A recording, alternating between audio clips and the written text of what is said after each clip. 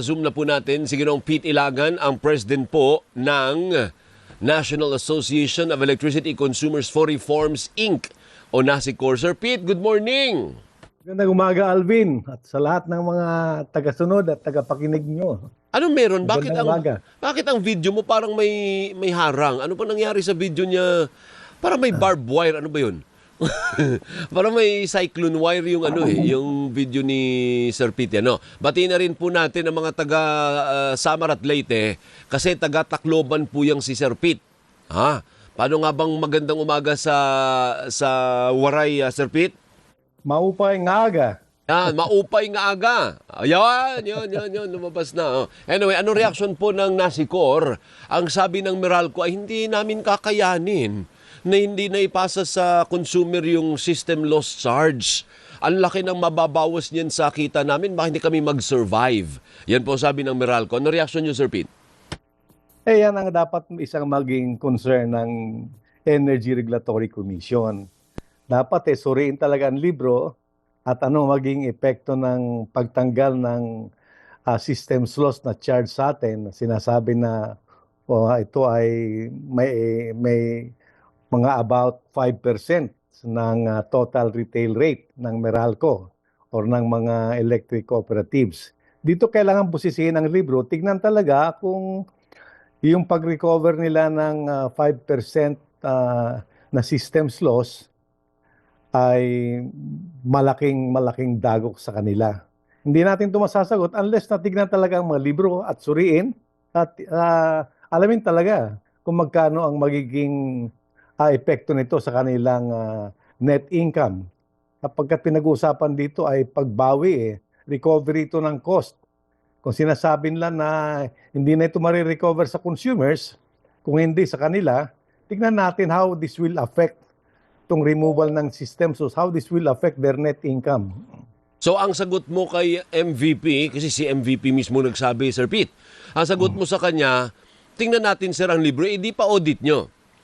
Tama. Yun lang magpapatunay kung talagang sila ay malulugi or sila ay kikita pa. Mababawasan lang kanilang kita, pero kikita pa rin. Marahil hindi na yung perception ng mga tao na excessive ang kanilang profits. Maaaring mabawasan yung excess ng kanilang profits. Kaya kailangan buksan ng libro, i-open nila, ipa-audit nila sa isang third-party audit firm at nang malaman ng publiko kung how it will really affect yung kanilang operation. Otherwise, dahil kung talagang malulugi naman sila, wala na talagang magpo-provide ng kuryente sa atin kung malulugi sila. Otherwise, pag hindi nila kayang gawin yon, maaaring government na mag-take over. hindi, ibig ko sabihin is, pag, di ba ang sabi niya, hindi namin kakayanin, laking lugi namin O di ang sagot mo ikaw mo, di pa audit nyo, kung ayaw. Di walang basihan yung kanyang pagtanggi, walang magiging dahilan. Ganun lang kasimple.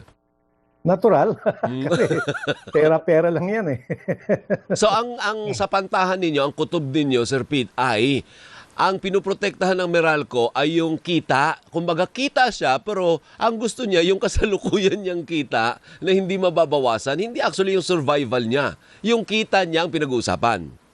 Yun ang nakikita natin ngayon. Kasi alam naman natin na malaki ang nakikinikita ng Meralco ayon sa kanilang mga pahayag.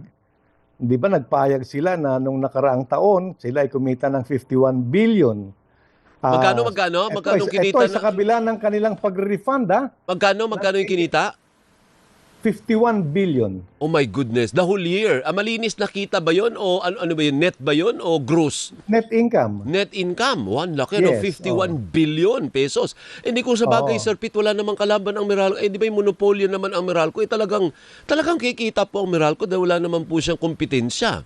Talaga. Kaya malaki nga ang ating mga hinaing dyan sapagkat binibigyan sila ng fixed na rate of return, yung tinatawag na weighted average cost of capital na 14.7%. Hindi naman inaalam ng ERC kung talagang ito ay umabot dyan sa cap na 14.7.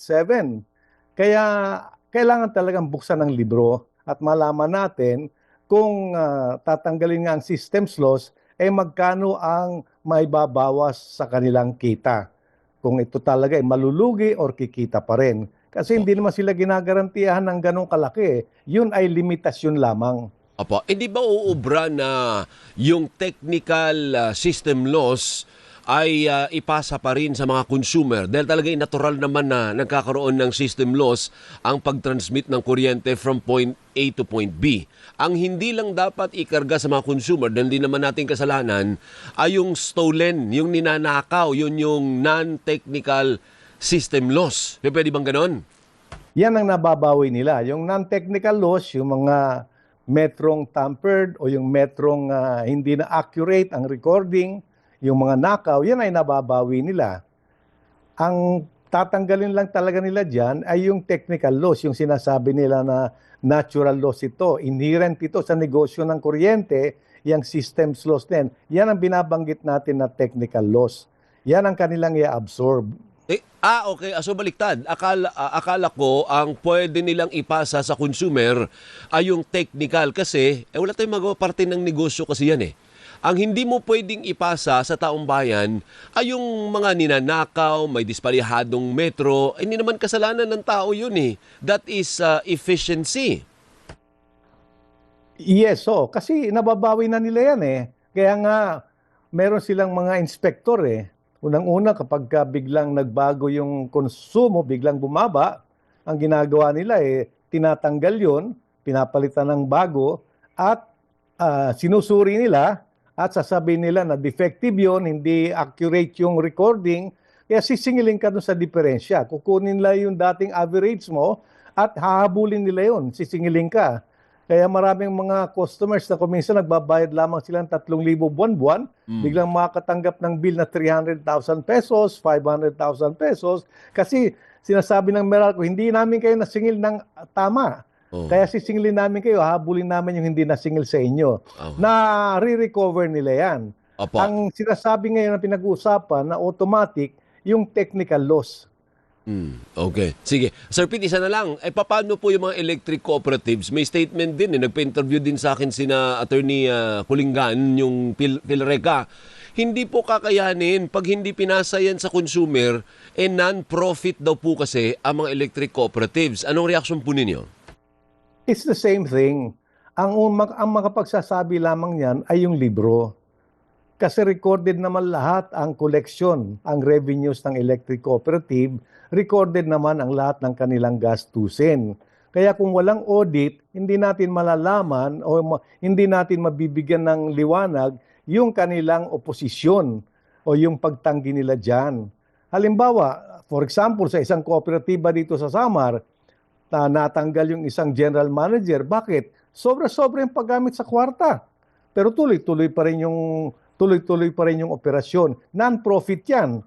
Pero nakakatakot yung perang nagagamit ng mga opisyales dahil sa kakulangan ng audit. Nung in-audit, saka nalaman lamang na malaking perang nawawala. Ganon din dito ngayon. Sinasabi nila, mawawalan kami ng kita, mababawasan yung aming kita. Libro lamang ang magpapakita niyan. Yung recording lamang ang magpapakita niyan. Well said. Damo nga salamat, Sir Pete. Anytime. Okay. Maupay nga aga aton nga tanan. Yun. Paano welcome sa Waray? Sabi mo welcome, paano welcome sa inyo? Parang ganun din. Maupay nga pag-abot. Yeah. Thank you, sir. Maraming salamat po. Mabuhay ang mga Waray. Thank you. Yan po si Sir Pete Ilagan, ang President ng National Association of Electricity Consumers for Reforms, Inc. o NASICO. Kita nyo yan, nalimutan ko tuloy mag-commercial. Naku, pag naubos ang sweldo ko dito, dahil wala akong napasok na commercial, 641.